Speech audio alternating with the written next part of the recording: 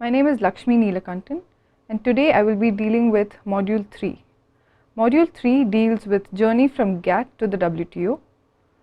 The objectives of Module 3 are Justifications of the International Trade System, the origins and scope of GATT, the provisional application of GATT, the guiding principles of GATT, subsequent negotiating rounds and expansion of the GATT agenda, evaluation and impact of the GATT on the current international trade regime, launch of the Uruguay round, negotiating areas and stances in the Uruguay round, and establishment of the WTO.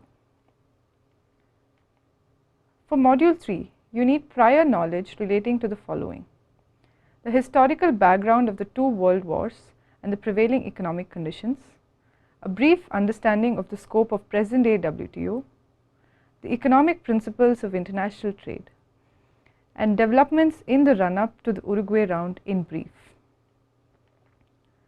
First, we begin with the Bretton Woods Conference. The General Agreement on Tariffs and Trade, hereinafter referred to as the GATT, began in 1947 with 23 members and was a forerunner to the present-day World Trade Organization, hereinafter referred to as the WTO, which has 160 members comprising approximately 96.4% of world trade, with the potential to increase to 99.95%. The GATT had its origins in the 1944 Bretton Woods Conference towards the end of World War II.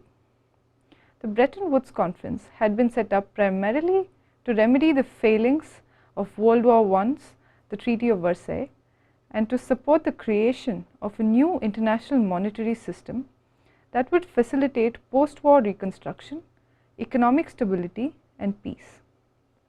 The Bretton Woods Conference produced two of the most important international economic institutions of the post-war period: the International Monetary Fund and the International Bank for Reconstruction and Development, also known as the World Bank. The Bretton Woods Conference, while establishing the IMF and the World Bank, also recognized the need for an international institution which would address growing trade concerns. It was also intended to be a forum for the negotiation of reciprocal reduction of tariffs on trade in goods between wartime allies at the behest of the United States of America. Now we will deal with the protocol of provisional application of the GATT. The intention for the establishment of a multilateral trade institution was fortified by way of resolution adopted by the newly established United Nations Economic and Social Council in 1946, calling for the drafting of a charter for the International Trade Organization. This resolution was followed by the establishment of a preparatory committee in February 1946, which met in October 1946 to work on a charter for an international organization for trade on the basis of a proposal made by the United States. Subsequently, the work was shifted from London to Geneva, where it worked from April to October 1947. The Geneva 1947 meeting was an important step in the creation of GATT and the World Trading Order. Professor John Jackson describes the 1947 Geneva meeting as an elaborate conference divided in three parts dealing with the following areas. The first dealt with the preparation of a charter for an international trade institution, that is the International Trade Organization, or the ITO. The second dealt with the negotiation of a multilateral agreement to reduce tariffs on a reciprocal basis. The third dealt with the drafting of general clauses of obligations relating to tariff obligations. The second and third items of the agenda eventually constituted the GATT, which was developed to include a variety of provisions curtailing the imposition of trade impeding measures by various nations. While these clauses were negotiated and completed by 1948, the negotiations on the ITO Charter proved more difficult, and towards the end of 1947 Geneva meeting, it was determined that the ITO Charter would realistically not be implemented along with the GATT. There were two reasons for the same. First, with the possibility of the trade concessions being known before the implementation of GATT, there was a strong possibility of disruption of world trade patterns. Second, the US negotiators were working under the authority of the 1945 Act, which expired in mid-1948, and there was thus a vested interest in implementing GATT as early as possible. However, the implementation of GATT and the ITO Charter in two distinct stages led to the provisional application of GATT. While discussing the need to pass domestic legislation for the implementation of both GATT and the ITO Charter, it was felt by certain countries that the political capital needed to ratify the GATT may jeopardize the political capital that may be required to pass the ITO Charter in the later years. Therefore, in order to resolve this problem, on 30th October 1947, 8 of the 23 countries that had negotiated the GATT 1947 decided to apply the GATT provisionally and signed the Protocol of Provisional Application of the General Agreement on Tariffs and Trade, and eventually the other 15 countries also agreed to the same. Part 1 of the GATT 1947 contained the MFN obligation and the obligation regarding tariff concessions, and Part 3 contained procedural provisions. The PPA resulted in the nascent international trade order developing some features which may be described in the following manner. As per the terms of the PPA, parties undertook to apply Parts 1 and 3 of the GATT 1947 in full, and Part 2 to the fullest extent not inconsistent with existing legislation, as Part 2 contained the maximum number of substantive provisions and would have necessitated the maximum involvement of the domestic legislature. The PPA also allowed for the creation of existing legislation exception or grandfather rights due to its feature that a GATT contracting party was entitled to maintain any provision of its legislation which was inconsistent with the Part 2 obligation. At the time, it provided for the establishment of ITO as well as certain rules and procedures for international trade. The aim was to create the ITO at a UN conference on trade and employment in Havana, in Cuba in 1947. The Havana conference began on 21st November 1947, less than a month after the GATT was signed. The ITO Charter was completed in March 1948 in Havana. However, due to the lack of congressional approval in the United States, and which President Truman eventually abandoned in 1951, the ITO Charter never entered into force. The ITO quickly became an unattractive venture once the US, who was a leading trading nation, had abandoned its intention in pursuing it. The reasons behind implementing the GATT separately, divorced from the ITO Charter, highlighted the influence of the political forces which had been instrumental in creating the global trading order. The GATT is a key institution that has shaped the current international trade regime and is responsible for many rules present in the WTO covered agreements. The practices of the GATT are still considerably relevant in guiding the practices of the WTO, as affirmed by Article 16(1) of the WTO agreement, which states that the WTO shall be guided by the decisions, procedures, and customary practices followed by the contracting parties to GATT 1947 and the bodies established in the framework of GATT 1947. Next, we move on to the guiding principles of GATT. The first guiding principle of GATT is the non-discrimination principle. This is reflected in the most favored nation obligation, or the MFN obligation. The MFN principle states that each contracting party to the GATT was required to provide all other contracting parties with the same conditions of trade as the most favorable terms that it had extended. That is, each contracting party was required to treat all contracting parties in the same way that it treats its most favored nation. The second guiding principle of GATT is reciprocity.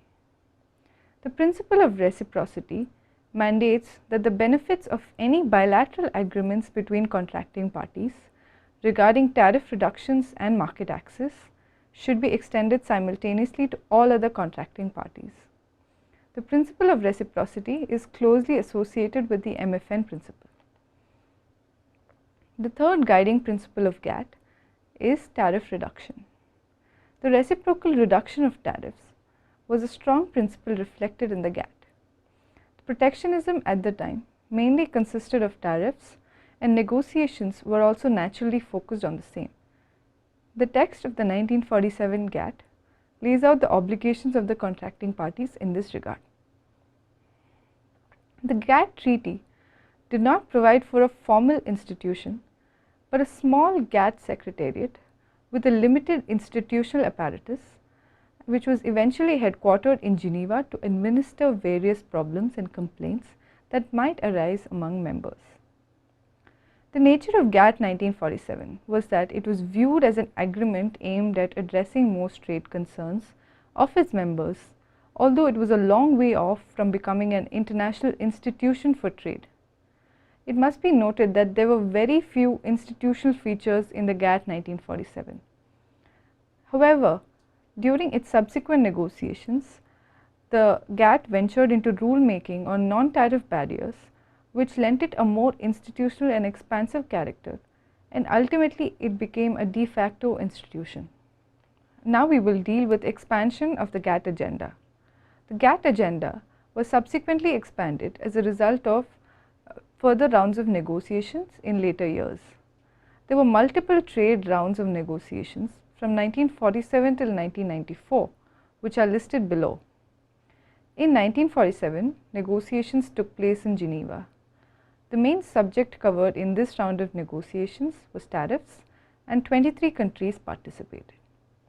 Subsequently, in 1949, the negotiations took place in Annecy, and again the main subject of negotiation was tariffs, but number of countries had reduced to 13.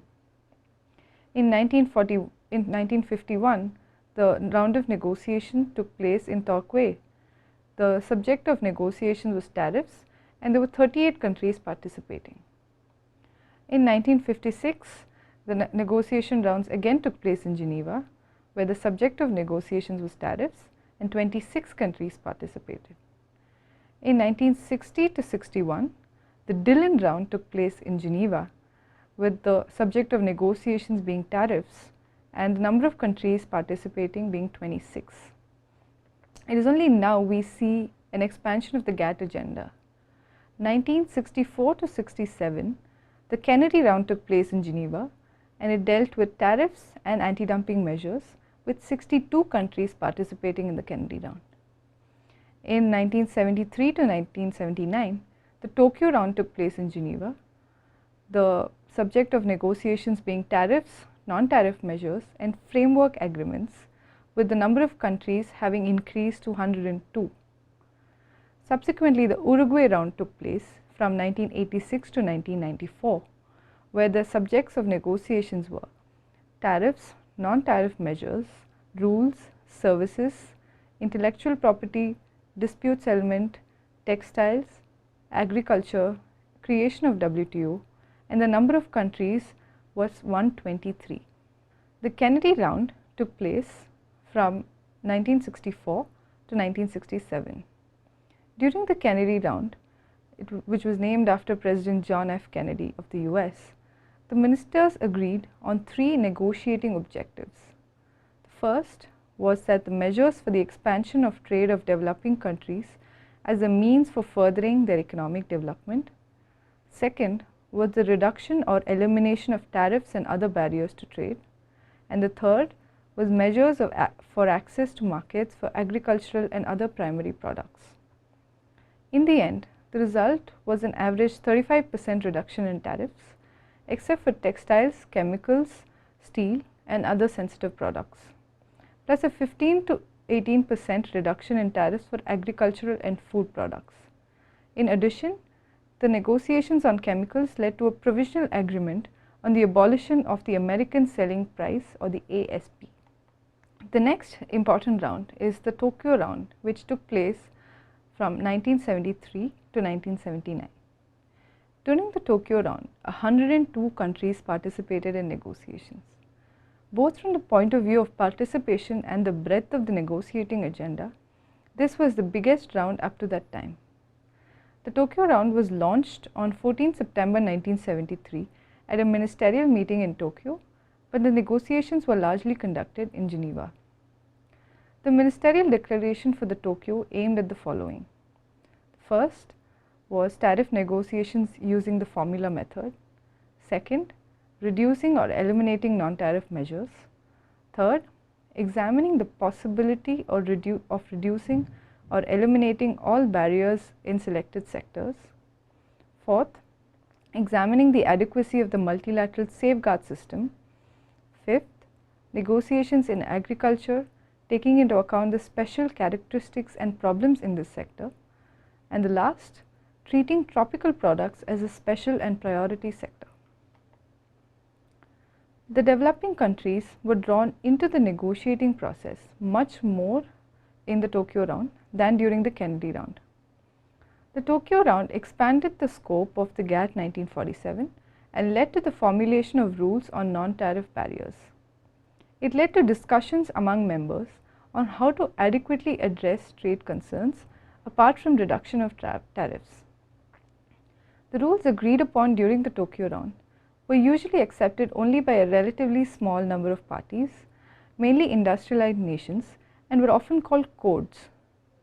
These rules dealt with many substantive areas of rulemaking, which were later finalized as agreements in the Uruguay round.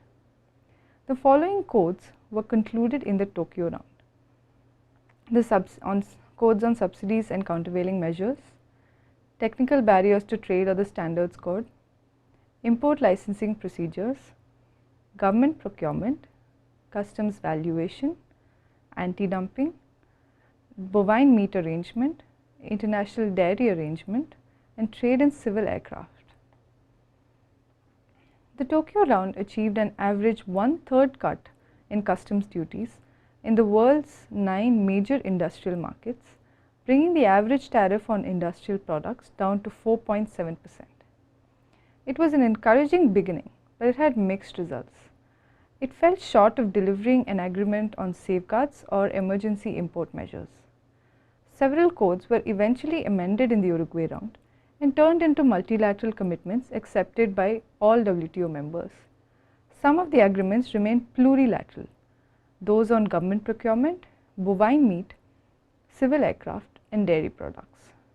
In 1997, WTO members agreed to terminate the bovine meat and dairy arrangements, leaving only government procurement and civil aircraft. It is important to mention a significant achievement of the Tokyo round. This was the finalization of the differential and more favorable treatment reciprocity and fuller participation of developing countries, more commonly referred to as the enabling clause. This decision by signatories to the GATT during the Tokyo round in 1979 allows derogation to the MFN treatment in favor of developing countries.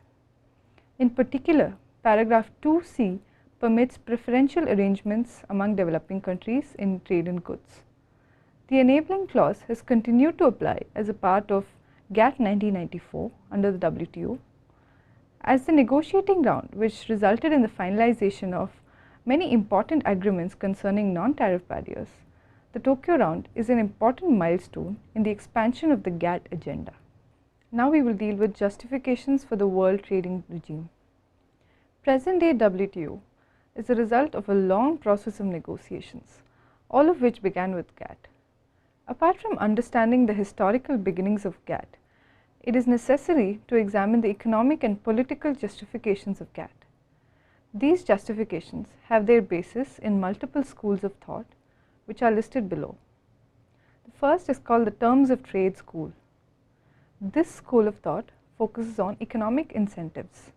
The proponents of this school of thought argue that large countries, which are capable of influencing world prices, are focused on increasing their terms of trade by reducing import prices and thus improve national welfare. However, by applying this principle, It is also possible that if all nations impose such an optimal tariff, most gains of trade are neutralized and all countries may be worse off compared to a situation without tariffs. In response to the above, the proponents of this school of thought argue that though the exchange of reciprocal concessions, countries steered away from the so-called beggar thy neighbor policies, making everyone worse off, and instead reciprocal commitments to liberalize trade forces countries to take account of the harm they cause to others. In this vein, GATT was justified as a viable proposal. The second is the theory of political incentivization. This school of thought focuses on political incentives to restrict trade and relies on public choice and constitutional theories to explain the creation of GATT. They argue that due to collective action problems, the supporters of free trade, such as consumers, have less incentive to lobby for changes, and as a result, protectionist groups may wield more political power. As a result, governments may face pressure to introduce trade restrictive policies, and international coordination could be the solution to the disproportionate impact of protectionist groups. The third theory is the theory of existing bilateral and discriminatory trade policies. This school of thought focuses on the discriminatory nature of pre-GATT trade relations determined by colonial preferences and bilateral trade agreements. For instance, between 1934 and 1945, the United States negotiated and accepted 32 reciprocal trade agreements. This view emerged to deal with the establishment of GATT as a response to existing bilateral and discriminatory trade policies. Now we will deal with the launch of the Uruguay round. The Uruguay round is arguably the most complex and far-reaching round of trade negotiations. It led to the establishment of the World Trade Organization and has permanently changed the global trading system. Launched on 22nd September 1986, the Uruguay round has been described as the most complex and ambitious program of negotiations ever undertaken by GATT. The key dates for the Uruguay round are: in September 1986, the launch of the negotiations took place. In December 1988 in Montreal, there was a ministerial midterm review. In April 1989 in Geneva, the midterm review was completed. In December 1990 in Brussels, the closing ministerial meeting ended in a deadlock. In December 1991 in Geneva, the first draft of the final act was completed. In November 1992 in Washington, the US and EU achieved the Blair House breakthrough on agriculture. In July 1993 in Tokyo, the market access was achieved in a breakthrough at the G7 summit. In December 1993 at Geneva, the most of the negotiations were completed. And in April 1994 at Marrakesh, the agreements were signed. And on 1st January 1995, the WTO was created and the agreements took effect. Now we deal with the areas of negotiation in the Uruguay round. Here we trace the negotiating history of certain significant subject matters in the Uruguay round under the WTO. Particular attention is being paid to the major areas of negotiation in the Uruguay round and the stance of developing countries and other major trading blocs on the same. The first major topic is agriculture. Agricultural negotiations could be divided into three major areas. The first was domestic subsidies, the second was the reduction of non-tariff barriers, and the third was the reduction of export subsidies.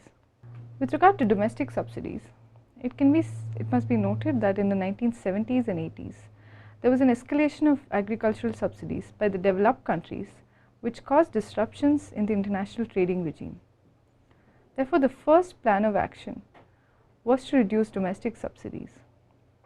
This reform targeted measures were targeting farmers which had discernible trade effects like direct or indirect income transfers that affected prices or production decisions.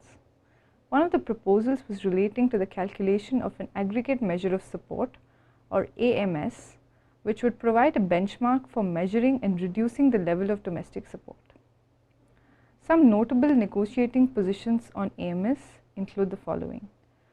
The EC proposed that global support had to be calculated, a goal for reduction had to be agreed upon, and countries could achieve their goals by balancing increases against decreases.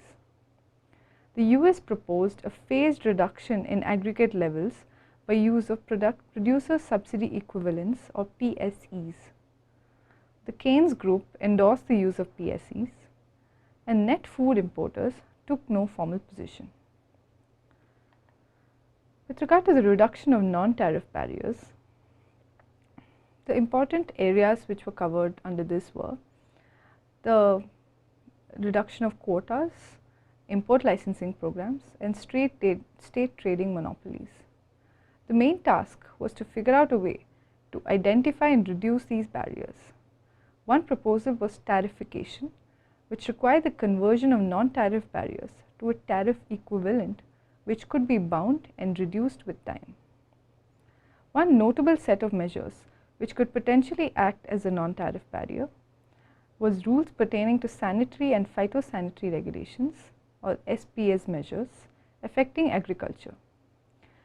Countries impose a range of quarantines, inspections to limit illness, and oftentimes it is the developed countries which tend to have more elaborate SPS measures, and the burden usually falls on imports from developing countries to comply with these requirements. Some notable negotiating positions on SPS measures include the following. The EC proposed that there should be a focus on guidelines by international organizations for standards, implementation of a notification framework, and stringent national guidelines which should be recognized for countries which have achieved a high health status.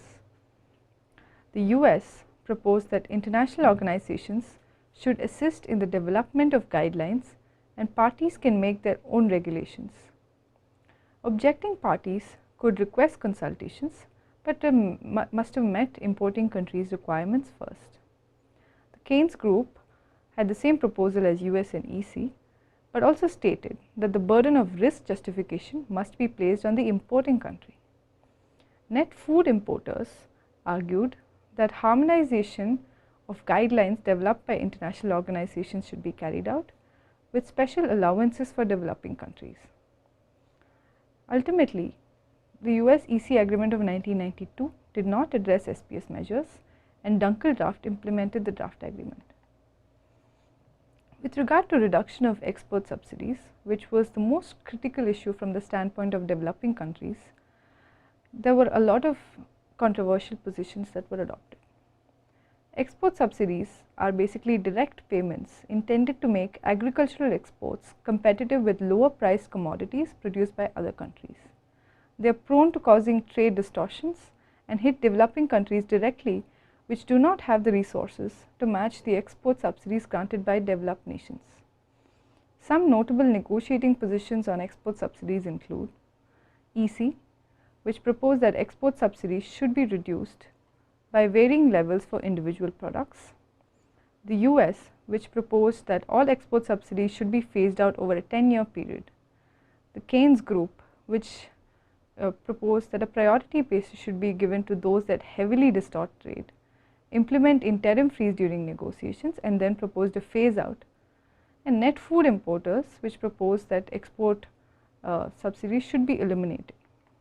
With regard to the second item of negotiations during the Uruguay round, which is tariffs, there were a number of positions that were adopted by various countries. After the GATT rounds, tariffs on industrial goods into developed countries fell from 40% in 1947 to around 5% during the Uruguay round. The most important issue, which was supposed to be discussed in the Uruguay round, was how the reductions could be achieved. The developed countries, led by the US, advocated a formula approach. The major issue for the developing countries was the recognition within the GATT of a unilateral tariff liberalization that had been undertaken by them since the beginning of the Uruguay round. Since these measures had been taken unilaterally, developing countries were worried that they would not receive credit for these measures and that they might be required to liberalize tariffs even more in the future. With regard to the other topics of negotiations in the Uruguay rounds, the same are detailed in the module available on the website of ePathshala. The last topic that we will deal with today in Module 3 is the establishment of WTO. According to the 1986 Punta del Este Ministerial Declaration, the Uruguay round negotiations would cover, inter alia, trade in goods, including agricultural products and textiles, as well as trade in services. This was the first time in history that trade in services was recognized as an area in which rules could be made. However, the Uruguay round was not originally intended as a negotiating round which would work towards creating a new international organization for trade. On the contrary, the prospect of continuing with the GATT, albeit with structural modifications, was the initial objective of the Uruguay round. This is reflected in the text of the Punta del Este Ministerial Declaration. In February 1990, then Trade Minister of Italy, Renato Ruggiero, suggested the idea of setting up a new international organization for trade. This proposal was presented again in April 1990 by Canada, who formally suggested that an organization called the World Trade Organization may be set up to administer the different multilateral agreements relating to trade. A similar proposal was submitted by the EU in July 1990. This was the genesis of the World Trade Organization. The proposals by different countries to establish a WTO was met with unenthusiastic reactions by USA and most developing countries. The main concerns were the fear of supranationalism, the reluctance of major trading nations to give into voting equality, and the ever-present worry of reduction in sovereignty and policy space. This state of affairs persisted till 1990, when the December 1990 Brussels Draft Final Act did not contain an agreement with regard to a new international trade organization. However, in April 1991, talks resumed, and in November 1991, EU, Canada and Mexico put forth a joint proposal for the creation of a new international trade organization. This was used as a base for further negotiations and resulted in the draft agreement establishing the Multilateral Trade Organization in December 1991. However, the United States, a key player in the setting up of the WTO, remained opposed to its establishment and campaigned against the idea throughout all of 1992. However, US's position on this issue changed because most other countries had agreed to the idea of setting up a multilateral trade organization. Subsequently, the US consented to the establishment of a new multilateral trade organization on 15 December 1993. But the US also demanded a change of name as a condition for giving its consent. Therefore, the name which had been proposed at the time, which was Multilateral Trade Organization, was changed to the World Trade Organization as had originally been proposed by Canada. The name World Trade Organization was thus agreed on. The agreement establishing the World Trade Organization, commonly referred to as the WTO agreement, was signed in Marrakesh in April 1994 and entered into force on 1st January 1995. A summary of the topics dealt with today are: first, the genesis of the GATT, the political relationships between countries that led to the establishment of the GATT, the details of the Bretton Woods Conference, the provisional application of GATT, the guiding principles of GATT, the subsequent negotiating rounds and expansion of the GATT agenda, the evaluation and impact of the GATT on the current international trade regime, the launch of the Uruguay round, the negotiating areas undertaken in the Uruguay round, and the establishment of the WTO. Thank you.